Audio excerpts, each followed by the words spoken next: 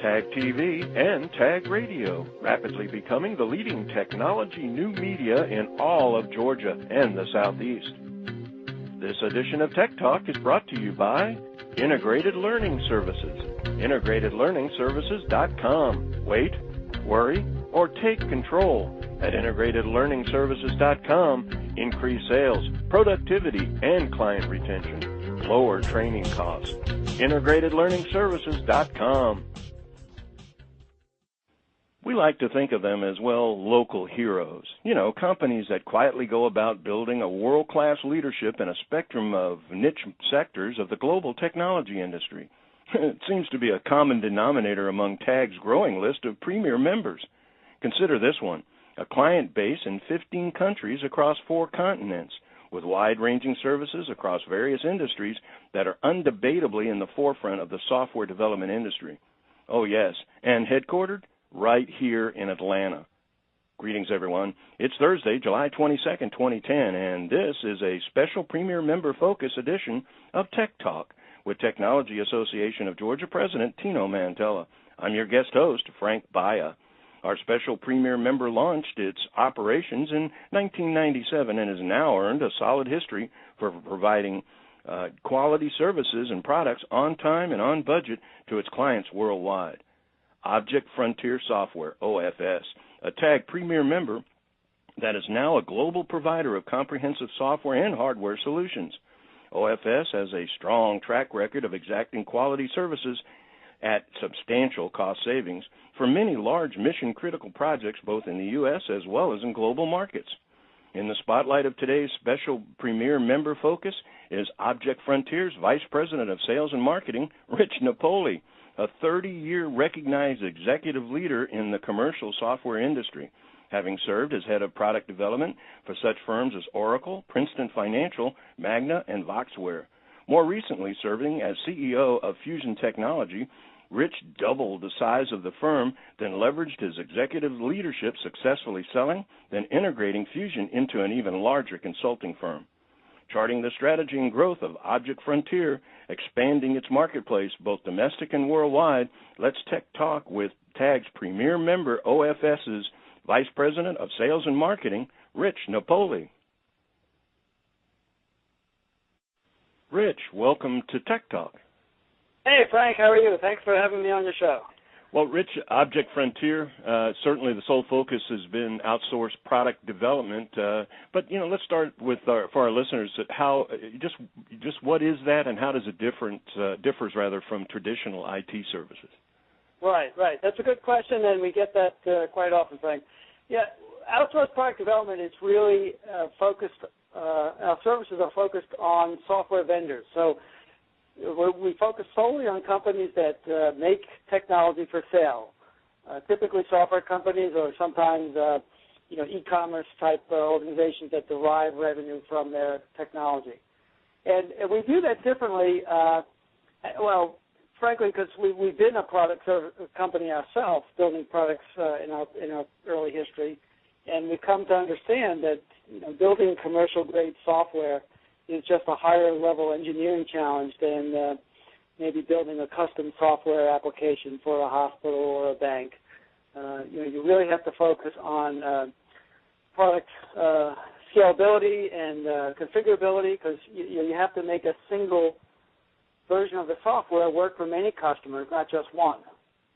So there's a lot of configuration there, a lot of, got to support multiple currencies, multiple languages, multiple platforms. Things that you don't typically have to worry about if you are a single IT shop and you just need some software to work for your organization. It just has to do what you need it to do. So we've come to recognize that and recognize it's a higher level of engineering, and we built an organization around that delivers that higher level of engineering services to all our software company clients. Well, one thing for sure, at ObjectFrontier, you guys have got legs. You've been doing it for a long time now. I think, best of my recollection, it's been around since 1997. But I'm going to guess that you're really accelerating your U.S. growth, because it would seem now with all the healthcare software and technology firms, especially those that have been trying offshore development, by now I guess a lot of those have been burnt by either high turnover or these firms or the lack of quality in their deliverables. So touch a little bit now on the accelerating U.S. growth and what makes ObjectFrontier different from, say, the rest of a lot of these offshore companies that claim to be in the same business. Right. Well, let me answer the second part first. What makes us different, and frankly, you mentioned a lot of customers have been burned by offshoring, and those we like to say are our best candidates for our services, because offshoring can be a good viable service to deliver real value. But what we've seen is, and I've experienced in my years, I ran product development groups at software companies for almost 30 years. So when I used offshoring, oftentimes I found that the offshoring resources of other good developers, good programmers, don't really understand what it means to build commercial software. And consequently, as a software vendor, I wouldn't get the high quality, scalable, configurable product set that I was looking for from these guys. Mm-hmm. So, we're different that way because we really do understand that. We used to build products for our own, company, and now we build it for others. So we're different than those other IT shops that do good work, but we, don't necessarily understand the challenges and the revenue pressure there is to deliver when you have a commercial software. Well, I mentioned 97, and you just talked about doing some work for your own company and for yourself. Tell us a little bit about the history of ObjectFrontier, and maybe give us some of the background on its owners. Right, sure. So, ObjectFrontier, as you said, has been around since 1997. It started originally as a product company making some early programming tools, like before there was Hibernate, there was the ability to have a single programming interface to multiple databases. Mm-hmm. So ObjectFrontier had some tool sets. We actually still get some maintenance revenue from that suite. Since then, we've expanded. As I said, we focus on product development for software companies. We have several clients here in the States. We also have some in the Philippines. We have 2 or 3 clients over in Sweden now. And we're looking to expand significantly in the United States now and grow our base, which is headquartered in Atlanta, and grow it out further in Atlanta. We've hired a sales guy there. We're moving into some new office space there. And then also looking to expand out in the Northeast. So I'm headquartered up in the Philadelphia area, and I'll be, spearheading our growth up in this region as well. Well, make it clear that's where you're calling from. Where we're speaking from today is we're speaking with you out of your headquarter offices. That's correct, right?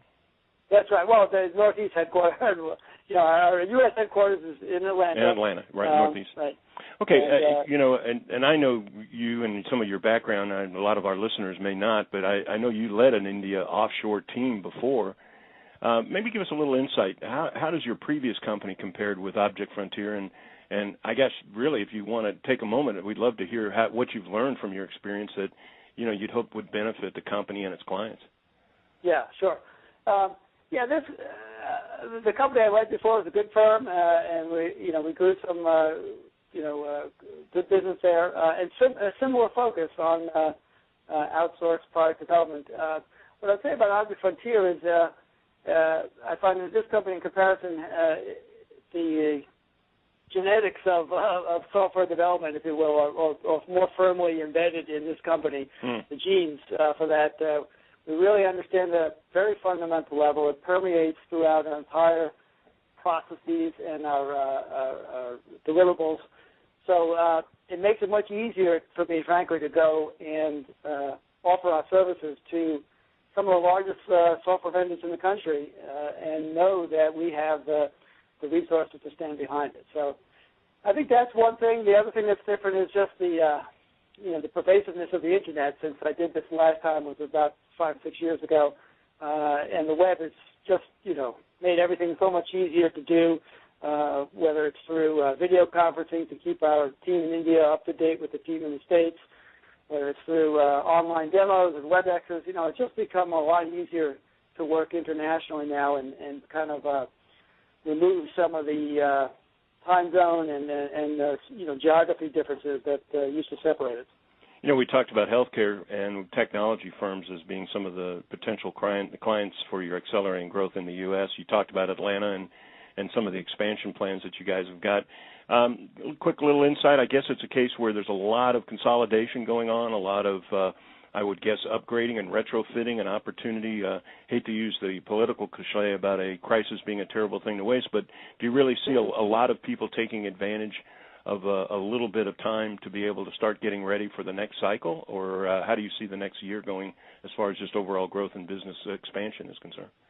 Yeah, well, particularly in the healthcare sector, as you mentioned, we see some tremendous opportunity there. You know, with the recent passage of the healthcare bill in this country, it's kind of given a new impetus to you know, healthcare organizations, particularly hospitals and large providers, and to really invest in their technology.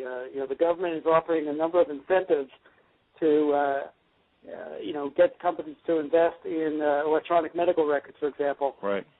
And that incentive in the next 2 years turns into a penalty in about 3 years if you don't have it. So there's a lot of push to, you know, make patient information electronically available across the entire spectrum of services that a hospital offers, and then beyond that into health information exchanges.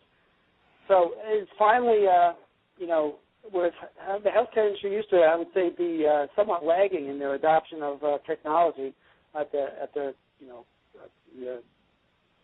some of the administrative side, yeah. In that area of electronic medical records, EMR, I've been reading some articles where the incentives are incredible. I mean, we're talking tens of thousands of dollars that are, you know, opportunities for physicians to get upgraded and to make a move. I'm going to guess that's going to be a huge opportunity for you guys over the course of the next year or so. We do see that as an opportunity, primarily for for our customers who are the software vendors that are selling to those hospitals and physicians. We do see tremendous advantages there. That you're right. It's thousands of dollars, tens of thousands of dollars for the physicians. It's millions of dollars for the hospitals that they get if they can show a meaningful use of this technology in the next 2 years. So, yeah, we see that it's good for the industry. I think the technology, as I said, has lagged a bit, and now they're going to be aggressively catching up. So there'll be a lot of spend in IT and software in the coming years there, and we hope to get a little piece of that anyway. Knowing you, I'm sure you're going to get a lot more than a little. We've been talking to Rich Napoli, Vice President of Sales and Marketing, ObjectFrontier. Rich, as always, thank you for taking a moment and joining us on Tech Talk. Thank you so much, Frank. I appreciate all that TAG does for us. It's a wonderful organization, and we're proud to be part of it.